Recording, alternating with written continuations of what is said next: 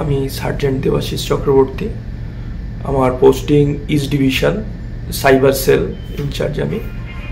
তো গতকাল আমি 11 ফার্লং গেটে নবান্ন অভিযান কানেকশনে ডিউটিরত অবস্থায় ছিলাম। আমাদের ইস্ট ডিভিশনের সাহেব ডিসি শ্রী আরিজ বিলাল আইপিএস ওনার ট্যাগ টিমে ছিলাম। তো আমাদের ওখান থেকে ইনস্ট্রাকশন আসে যে আমাদের স্ট্যান্ড রোডের দিকে, গোয়ালিয়র ঘাটের দিকে মুভ করতে হবে।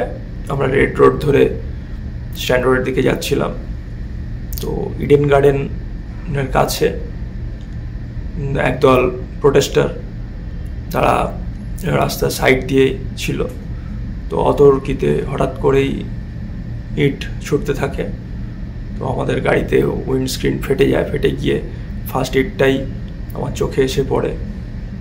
তারপরে আরও প্রচুর পরিমাণে ইট এসে পড়তে থাকে।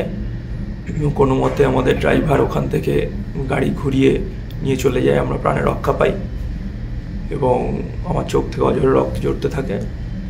তারপরে আমাকে ওখান থেকে পিজি হসপিটাল এবং এখানে শঙ্কর নেত্রালয়ে নিয়ে আসা হয়। বর্তমানে এখানে চিকিৎসাধীন। বা চোখে দেখতে পাচ্ছি না সেরকম, জানি না কতদূর কি দেখতে পাবো ভবিষ্যতে।